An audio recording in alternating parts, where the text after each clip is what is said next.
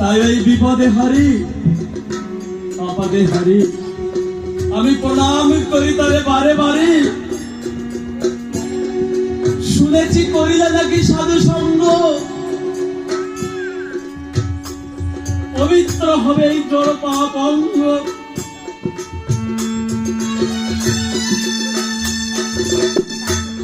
তাই ভুল টুটি করেছি জলন্ধর।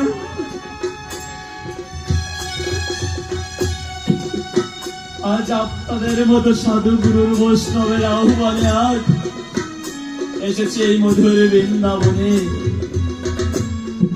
ও বাবা, ওই কোথায় গয়া, কোথায় কাশী, কোথায় বৃন্দাবন, এই ভক্তের মাঝে বিরাজ করে সেই স্বয়ং নারায়ণ।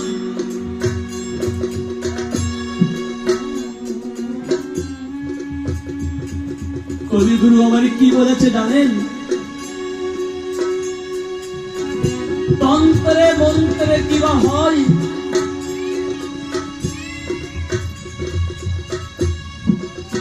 না থাকিলে মন ওই সরল হয়ে ডাকলে তারে মিলবে যে দর্শন।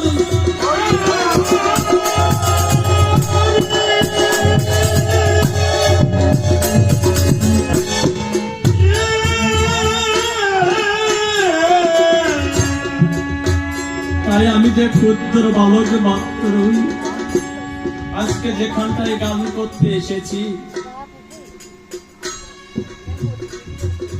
আমার বড় মামা শ্বশুর স্বর্গীয় হয়েছেন, আর আজকে আমি আত্মীয়র বাড়িতে গান করতে এসেছি। আজকে আমার গান ছিল লোহাগাড়া থেকে কয়েকবার ফোন দিয়ে আহ্বান করেছে, কিন্তু মামার কথা রাখতে পারিনি।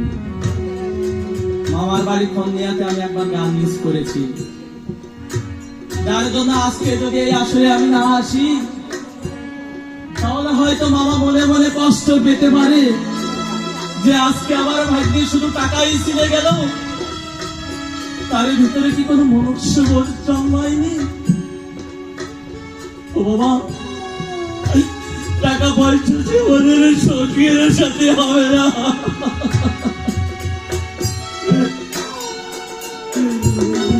আমাদের সঙ্গীর সাথে হবে এই মধুমাখা হরিনাম।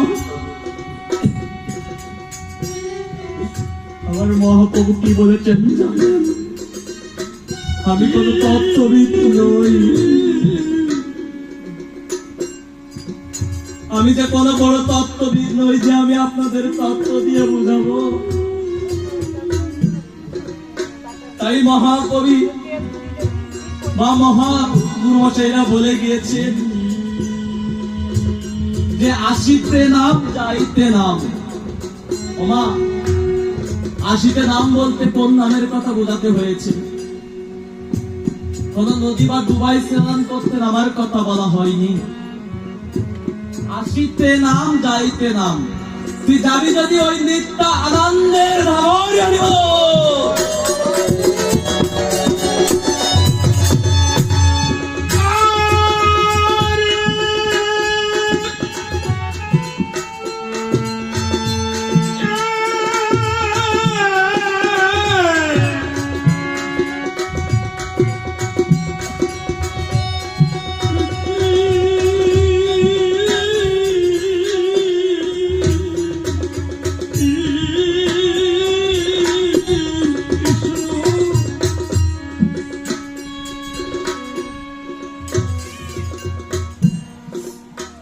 এই যে আসিতে নাম যাইতে নাম,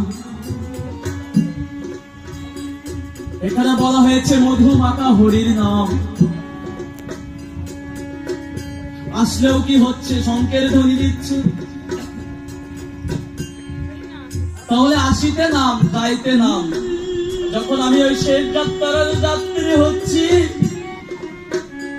তখন আমার সঙ্গের সাথে দিচ্ছে বলা হরি হরি বল।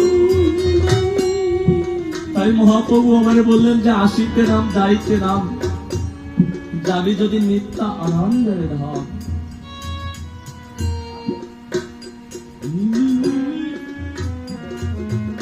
ও কলিতে কোনো যোগ্য ছিল না। দেখুন প্রভু শ্রী রামচন্দ্র আমার, তিনিও ব্রহ্ম হত্যা পাপে লিপ্ত হয়েছিলেন। সে যদি স্বয়ং ভগবান হয়ে থাকে তাহলে কেন ব্রহ্ম পাপে লিপ্ত হবেন? তিনি তো একজন ভগবান, ইমা, তিনি তো একজন ভগবান, তাই না?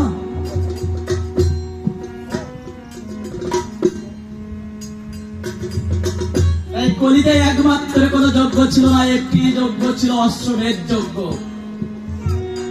প্রভু শ্রী রামচন্দ্র আমার ওই নিজের পাপ খণ্ডাবার জন্য এক অশ্বমেধ যজ্ঞের ব্রতীয় হয়েছিলেন। আজ দুপুরবেলা এখানে কিছু মুড়ি ভোজন হয়েছে, তাহলে এটা হচ্ছে একটা যজ্ঞ বাড়ি, আর যজ্ঞ বাড়িতে যজ্ঞই করতে হয়।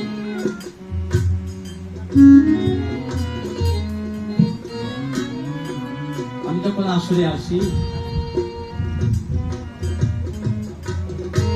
যে কেউ একজন আমাকে বলেছে যে পালাটা করলে ভালো হয় সেটা করবে। বাবা, কলিতে তো কোনো যজ্ঞ ছিল না, তাহলে উদ্ধার হবে কিসে? রাম নামে উদ্ধার হবে, তাই তো?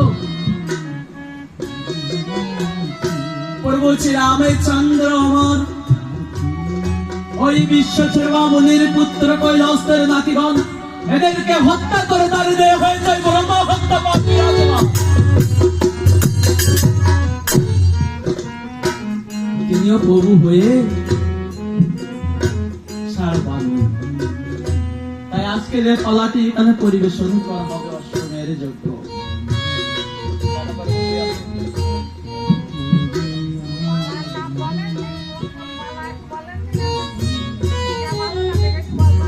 আমার যে গুরু মশাই ছিল মাস্টার, উনি গত 2 দিন আগে স্টক করেছিলেন। আজকে আমার এই যে মাস্টার আছে দাদু, ওনাকে নিয়ে আসার আগে উনি আমাকে বলেছেন যে দাদু আমি কিন্তু অশ্বমেধ যজ্ঞ পালা ছাড়া পারবো না। আমার যে গুরু মশাই, তাকে আনতে পারিনি, তিনি এখনো সাতক্ষীরা মেডিকেলে ভর্তি আছেন।